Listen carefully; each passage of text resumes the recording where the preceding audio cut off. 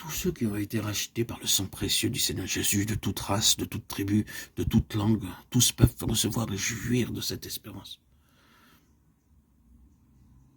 Cela signifie que le Seigneur veut qu'un jour, nous occupions la place la plus élevée, qui soit dans tout l'univers, une place supérieure à celle des anges. C'est pourquoi il nous donne le titre de collaborateur, d'ouvrier avec Dieu. 1 Corinthiens 3, 9, 2 Corinthiens 6, 1. C'est un mystère. Cela ne peut pas être compris ni sondé par la sagesse, la science naturelle et terrestre de l'homme. C'est par la foi que nous acceptons simplement ce que déclare la parole de Dieu. Jamais une seule parole vaine n'est sortie des lèvres de notre Seigneur Jésus. Sa parole a été oui, oui, et non, non, jamais il n'a prononcé une seule parole inutile ou vaine. Je vous le dis, au jour du jugement, les hommes rendront compte de toute parole vaine qu'ils auront proférée. C'est par tes paroles tu seras justifié, car par tes paroles tu seras condamné. Matthieu 12, 36, 37. Le ciel et la terre passeront, mais mes paroles ne passeront point. Matthieu 24, 35. Ainsi, nous croyons donc que notre Seigneur veut que nous occupions un jour dans le ciel la position suprême, la plus élevée. Quant aux anges, ils resteront pour toujours des esprits serviteurs dans cette nouvelle création.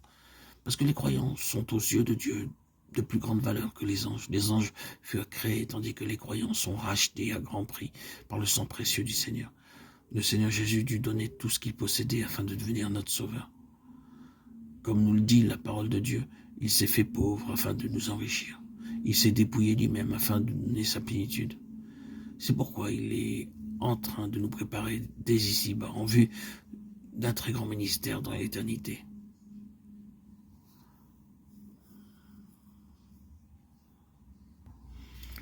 Cette nouvelle création glorieuse, magnifique, qui servira à exprimer la gloire de Dieu, ne sera pas gouvernée par des anges. C'est la parole de Dieu qui le déclare.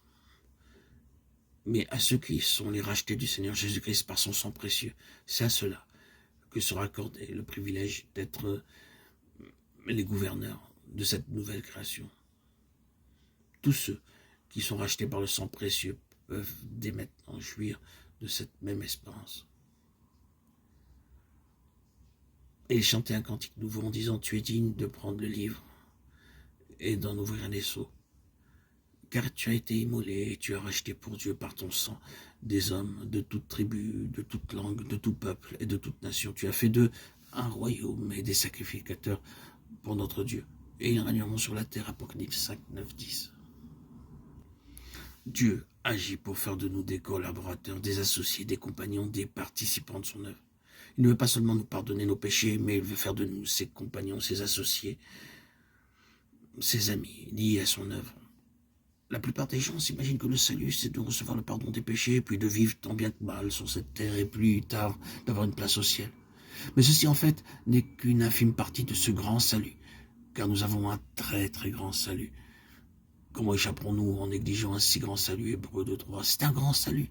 Nous aurons besoin de toute l'éternité pour en découvrir la véritable grandeur. Il n'y a pas un seul endroit dans toute la Bible où les anges sont appelés les collaborateurs de Dieu. Même s'il y a des anges puissants, des anges rayonnants, des anges en grand nombre. Bénissez l'Éternel, vous ces anges qui êtes puissants en force et qui exécutez ses ordres en obéissant à la voix de sa parole. Psaume 103, 20. Comme elles ne savaient que penser de cela, voici, 2 hommes leur apparurent en habits resplendissants. Luc 24, 4. Je regardai et j'entendis la voix de beaucoup d'anges autour du trône et des êtres vivants et des vieillards, et leur nombre était des myriades de myriades et des milliers de milliers. Apocalypse 5, 11. Il y a des anges puissants et tous ces anges obéissent à la parole de Dieu et à sa voix. Ils agissent en vue du plaisir de Dieu. Il y a aussi des anges rayonnants. Et il y a beaucoup d'anges. Cependant, nous ne lisons nulle part dans la Bible qu'ils sont appelés compagnons, collaborateurs de Dieu.